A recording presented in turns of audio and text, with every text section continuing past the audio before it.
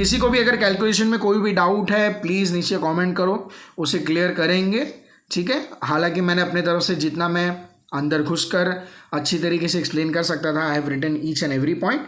While still अगर आपको doubt है आप पूछ सकते हो, कमेंट बॉक्स खुला हुआ है। Now let's move on to the next question. Question number 2, read the following statement and choose the set of correct statements. अब हमारे पास स्टेटमेंट्स दिए हुए हैं, एक एक स्टेटमेंट हम लोग 1 बाय 1 रीड करेंगे और उसको समझेंगे कि उनमें से कौन से राइट स्टेटमेंट है और कौन से गलत। सबसे पहला स्टेटमेंट है euchromatin is loosely packed chromatin. अब यूक्रोमैटिन लूजली पैक्ड क्रोमैटिन है, ये कब पता चलेगा आपको?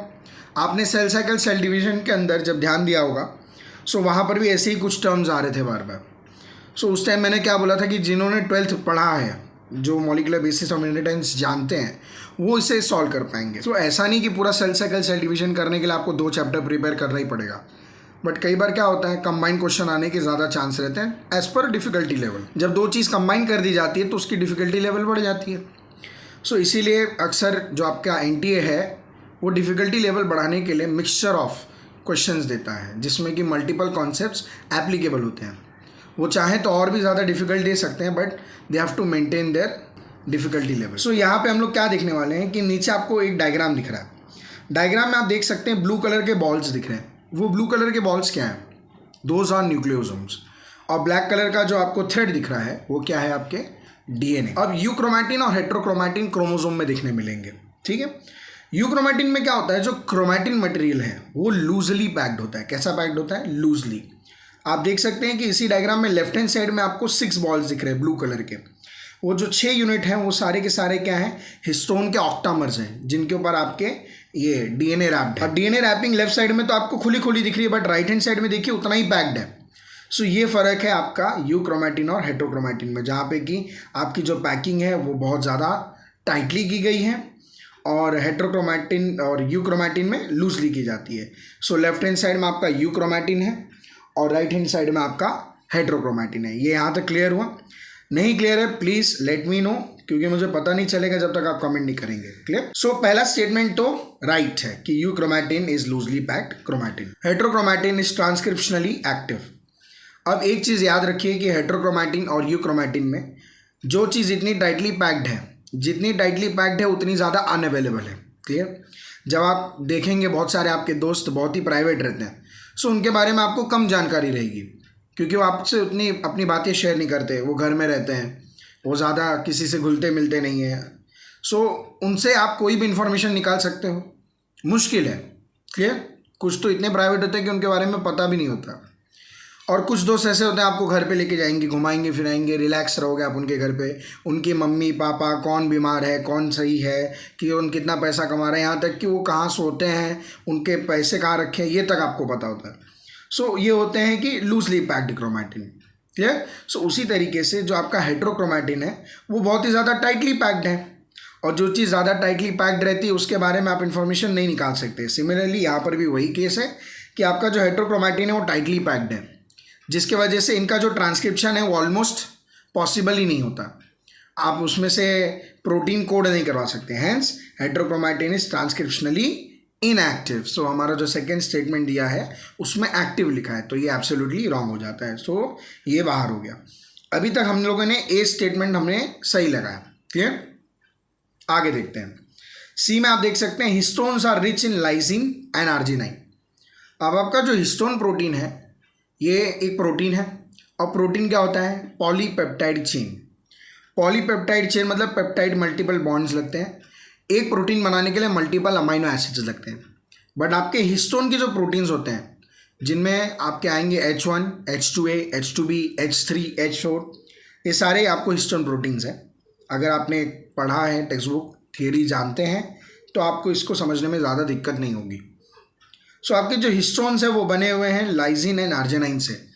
सर और कोई अमाइनो एसिड नहीं है? और भी अमाइनो एसिड्स हैं, अलग अलग हैं, बट मेजॉरिटिवली जो मेजर कॉन्ट्रीब्यूटर्स हैं वो है लाइसिन एंड आर्जिनाइन। सो जो हमारा सी स्टेटमेंट है ये भी राइट है। Histones are rich in lysine and arginine, this both are amino acids. So C statement भी हमारे पास जो आया है वो राइट है। नेक्स्ट आता है हमारे पास D, a typical nucleosome contains 400 base pairs of DNA helix.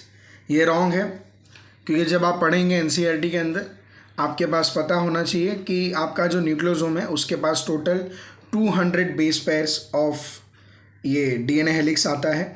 अब 200 बेस पेयर्स में से भी हिस्टोन ऑक्टामर के ऊपर 146 बेस पेयर्स आते हैं और remaining 54 base pairs linker DNA में होते हैं। Clear? So linker DNA 54 and histone octamer is 146 equivalent to 200। Clear? So D statement is completely wrong. Statement D, histone octamer is wrapped by negatively charged DNA in nucleosome.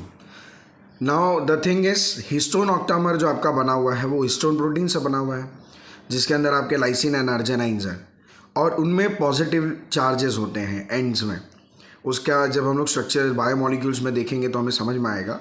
While ये याद रखिए कि जो histone proteins होते हैं वो positively slightly positively charge रहते हैं. सिमिलरली जो आपका डीएनए है, डीएनए के अंदर जो आपको फॉस्फोडाइस्टर बॉन्ड्स दिखते हैं उनमें नेगेटिव चार्जेस रहते हैं. एक बॉन्ड उसमें नेगेटिवली चार्ज रहता है जो कि हम लोग ने डीएनए में देखा हुआ है. अगर नहीं देखा हम लोग आगे देखेंगे. सो वो नेगेटिवली चार्ज रहता है डीएनए ओवरऑल जब आप चार्ज देखेंगे तो. So overall histone proteins positive हैं और डीएनए नेगेटिव हैं.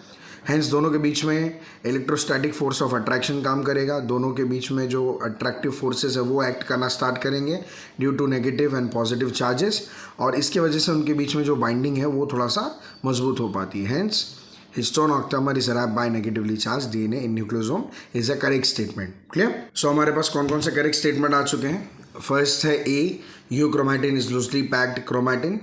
नेक्स्ट स्टेटमेंट जो राइट आया हमारे पास वो है C, histones are rich in lysine and arginine.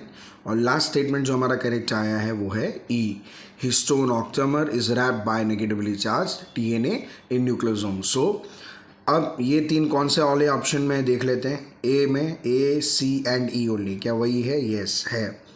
और भी क्या दिया हुआ है? बी, डी, ई. अब बी, डी, ई में आपका जो डी है वो तो रॉन्ग हो गया. ई करेक्ट है और बी भी रॉन्ग है. सी में देखिए ए, सी एंड डी ओनली. उसमें आपके पास सी ऑप्शन है, ए ऑप्शन है, बट डी एक रॉन्ग ऑप्शन है तो वो भी आउट हो जाता है. और डी में बी एंड ई ओनली दिया हुआ है जिसमें ई राइट है बट बी रॉन्ग है. सो हमारा आंसर हो जाता है सेकंड का ए. अगर कुछ भी डाउट है प्लीज़ कमेंट करो. बच्चों बिना कमेंट किए आप सोचोगे मैं बाद में कमेंट करूँगा, लेटर ऑन पूछूंगा, तो ये सब नहीं होता है. बाद में बच्चे भूल जाते हैं या तो फिर आप कहीं पर लिख रहे हो तो वो अलग बात है. Moving on to the question number 3. Question number 3 says complete the flow chart on central dogma. ये बहुत ही सिंपल क्वेश्चन है, डायरेक्ट एनसीईआरटी बेस्ड है. अगर आप एनसीईआरटी हो या एचएससी की टेक्स्ट बुक में भी पढ़ रहे हो तो आपने फ्लो चार्ट पहले भी पढ़ा होगा. सो आपके पास ऊपर डायग्राम दिया हुआ है जिसमें आपको ए, बी, सी और डी दिए हुए हैं और नीचे ऑप्शंस दिए हुए हैं. तो इसे डायरेक्ट सॉल्व कैसे करना है, नीचे मैंने इमेज आपको दे दिया है जिसमें आप ए को रेप्लिकेशन की तरह देख सकते हैं. रेप्लिकेशन डीएनए का रेप्लिकेशन होता है.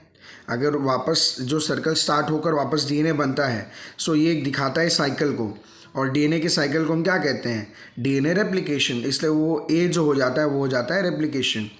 यहाँ पे आपके पास जो रेप्लिकेशन वर्ड है ये बी और डी दोनों में. सो आपको एलिमिनेट पहले किसको करना है? ए और सी को एलिमिनेट कर देना है. आपके पास बचा बी और डी. बी और डी में भी बी जो है वो सेम है, ट्रांसक्रिप्शन. नेक्स्ट आपके पास जो सी है वो भी ट्रांसलेशन. लास्ट में देखिए डी में इधर ट्रांसडक्शन दिया हुआ है, वहाँ पे प्रोटीन दिया हुआ है. पहली चीज़ तो ट्रांसडक्शन आपको कभी भी किसी भी सेंट्रल डॉगमा में देखने नहीं मिलेगा. सो ट्रांसडक्शन आउट हो जाता है. हमारे पास जब कभी भी एमआरएनए बनता है और एमआरएनए का जब ट्रांसलेशन होता है तो बनता है chain of amino acids that is known as polypeptide chain. और पॉलीपेप्टाइड चेन ही क्या है? प्रोटीन है. डिफरेंट अमाइनो एसिड आपस में पेप्टाइड बॉन्ड से बॉन्ड करते हैं और एक पर्टिकुलर प्रोटीन बनाते हैं. क्लियर? तो डीएनए से बनेगा एमआरएनए दैट इज ट्रांसक्रिप्शन और फिर एमआरएनए से बनेगा आपका प्रोटीन दैट इज ट्रांसलेशन. मतलब पहले रेप्लिकेशन हुआ डीएनए का, उसके बाद बी में आपका ट्रांसक्रिप्शन हुआ, सी में आपका ट्रांसलेशन हुआ और आफ्टर ट्रांसलेशन जो प्रोडक्ट मिलेगा वो क्या होगा? एक अमाइनो एसिड का चेन मिलेगा, पॉलीपेप्टाइड चेन मिलेगा जिसे हम कहते हैं प्रोटीन. Is that clear? कुछ डाउट है तो प्लीज़ नीचे मैंने इमेजेस, इसलिए मैं इमेजेस लगाते चल रहा हूँ जिससे जब कभी भी आप वो क्वेश्चन सॉल्व करेंगे तो आपको ये रिफ्लेक्ट करेगा इमेज. पर्टिकुलरली वो पर्टिकुलर इमेज ही इसलिए लगाता हूँ, इसलिए हम इस सीरीज़ को स्टार्ट किए थे जिससे आपको हर क्वेश्चन क्लिक करे. इस वीडियो को देखने के बाद आपको पता चलेगा कि हमको एक्चुअल में कॉन्सेप्ट्स को कैसे लगाना है एमसीक्यूज़ में. नॉर्मली आप लोग बस याद करके जो लिखते हो वो अलग है, और यहाँ पे जब हम लोग सॉल्व करते हैं with each and every images, relatable images, जिसको आप देखकर एक क्लिक होगा आपके माइंड में। जब भी वीडियो आप देखकर आगे बढ़ेंगे, क्वेश्चन सॉल्व करने जाएंगे, तो आपको मेरी बातें क्लिक होंगी, आपको मेरे इमेजेस क्लिक होंगे। That is what I want. Clear? इसलिए बनाने का उद्देश्य, अदरवाइज सॉल्व तो पूरी दुनिया ही कर रही है। Clear? Moving on to the next question. Question number 4 says, if adenine makes 30% of DNA molecule, what will be the percentage of thymine, guanine and cytosine in it? NEET 2021 का question है। आपके पास question दिया हुआ है कि अगर adenine 30% है, 30% of DNA molecule अगर एडिनाइन कवर करता है, so what would be the percentage of thymine, guanine and cytosine in it? Now for calculating this, you must know the Chargaff rule. Now, who is Chargaff? Scientist Chargaff, who gave the Chargaff rule. Now, what is Chargaff rule? Chargaff rule says that number of purines will always be equal to number of pyrimidines. Now, let's see an image for that. Now, if you look closely, आपको दिखेगा कि यहाँ पे adenine, guanine, purines है और cytosine और thymine है। अपने को ध्यान देना क्या चीज़, किस बात पे ध्यान देना है मेन एक्चुअली। अब इसे सॉल्व करने के लिए आपको एक चीज़ जानना ज़रूरी था कि प्यूरिन्स और पायरिमिडीन्स का जो रेशियो है ये 1:1 का है। 1:1 क्यों बोल रहा हूँ? क्योंकि इक्वल है। सो रेशियो इक्वल है, यानी कि जितना एडिनाइन होगा उतना ही थाइमाइन होगा, और जितना ग्वानाइन होगा उतना ही साइटोसाइन होगा। ये चीज़ क्लियर होनी चाहिए आप लोगों को कि जितने प्यूरिन्स होंगे उतने ही आपके पायरिमिडीन्स होंगे। अब आप लोग बोलोगे कि सर हम लोग अचानक से चारगाफ रूल क्यों डिस्कस करने लगे? रीज़न यही है कि जब कभी भी आप किसी मैथमेटिकल क्वेश्चन को सॉल्व करने जाते हैं तो आपके पास कुछ गिवन इन्फॉर्मेशन होनी चाहिए जिससे कि आप एक अजम्पशन बना सके।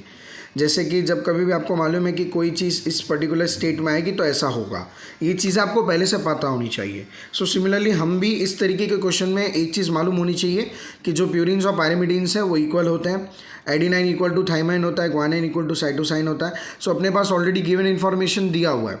अब उसी इन्फॉर्मेशन को यूज़ करते हुए हम लोग इसको एज एन फॉर्मूला बना के सॉल्व करो, या तो इन्हीं अजम्पशंस को डिफरेंट एंगल में यूज़ करके सॉल्व करो। अब हम लोग कैसे सॉल्व करने वाले वो ध्यान दीजिए, ठीक है। फर्स्ट ऑफ ऑल हमें ऑलरेडी एक इन्फॉर्मेशन दिया हुआ है कि A is equals to T।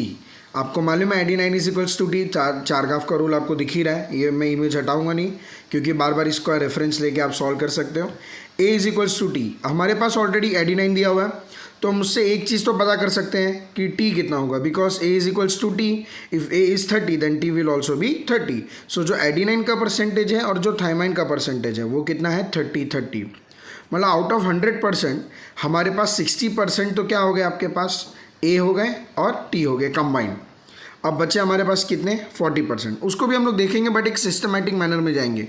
जब आप इसकी प्रैक्टिस कर लेंगे तो आपके लिए बहुत डिफिकल्ट टास्क नहीं रहेगा, आप इसको देखकर ही फटाक से सॉल्व कर देंगे। वाइल हमें एक सिस्टम मालूम होना चाहिए कि इसको सिस्टमैटिक कैसे सॉल्व करना है। कई बार बच्चे ओवर कॉन्फिडेंस में इसमें गलती कर देते हैं। हाँ जी, इसमें ओवर कॉन्फिडेंस में ही गलती होती है, अदरवाइज गलती नहीं होगी इसमें। क्लियर? चलिए देखते हैं इसको आगे कैसे करेंगे। सो हमारे पास तो इतना तो इन्फॉर्मेशन आ चुका है कि A + T दैट इज 30%, 60% अपने पास आ चुका है। अब रिमेनिंग 60%, अब आप 100 में से 60 हटाएंगे तो आपको मिलेगा 40%। बट चारगाफ का ही रूल है कि A + T is equals to G + C, ये भी चारगाफ का ही रूल है। सो इसको यूज़ करना है अपने को इसको सॉल्व करने के लिए। ये याद रखिएगा प्लीज़, इसे रट लीजिए, जैसे भी आप याद कर सकते हैं याद करिए। A + T is equals to G + C, ये हमेशा याद रहना चाहिए प्लीज़। अगर ये याद नहीं रहेगा तो आपसे मिस्टेक होना बहुत लाजमी है, बहुत लाजमी है, ठीक है। प्लीज़ इसे भी याद रखिएगा। Clear? Moving on to the next. अब A और T अपने पास तो है बट G और C नहीं है, ठीक है। ये इतना तो क्लियर है आपको। सो हम लोग क्या देख सकते हैं कि 60% is equals to G + C, but ये 60% कितने में से है? 100% में से होगा। सो हमें यहाँ पे क्या करना है, 100 में से 60 को माइनस कर लेना है। सो 100% माइनस 60% आपके पास कितना आ जाएगा? 40% तो आ ही जाएगा। तो हम लोग ऐसा भी लिख सकते हैं ना कि 40% is equals to G + C। अब वो जो 40% अपने पास आया है is equals to G + C जो हम लोग कर रहे हैं, इसमें एक चीज़ आप और ध्यान दे सकते हैं। या तो आप G को इन टर्म्स ऑफ C ले सकते हैं, reason G is equals to C, so I can write G as C, so C + C कर सकता हूँ। और आइदर वे भी ले सकते हो, जैसे C को G कर लो तो G + G हो जाएगा। हम लोग क्या लेंगे यहाँ पे G + G ले लेंगे। सो G + G कितना G हो जाएगा? 2G। So 40% is equals to 2G हो जाएगा। क्लियर? फिर हम लोग क्या करेंगे, जो 2g हमारा वो मल्टीप्लिकेशन में जब वो इज इक्वल्स टू के उस साइड जाएगा तो किस में आ जाएगा, डिवीजन में। डिवीजन करने के बाद अपने पास g का वैल्यू कितना आ जाएगा, वो आ जाएगा 20%। सो अगर g 20% है तो g is equals to c और g is 20 then c is also 20। So हमारा आंसर किस में है, A B C D में से कौन सा वाला होगा। पहली चीज़ एडिनाइन और थाइमाइन कितने होने चाहिए, 30% होने चाहिए। तो आपके पास यहाँ पे थाइमाइन कहाँ पर 30 है, सिर्फ बी ऑप्शन में। सो आप डायरेक्ट कर सकते हैं बट आगे का ऑप्शंस देखना भी ज़रूरी है। G भी 20 है उसमें, येस। C भी 20 है, येस। सो हमारा आंसर क्या हो जाता है, फोर्थ का B। Is it clear. किसी भी तरीके का डाउट है प्लीज़ बच्चों कमेंट करो, कमेंट बॉक्स खुला है, मैं रिप्लाई दूंगा 100%।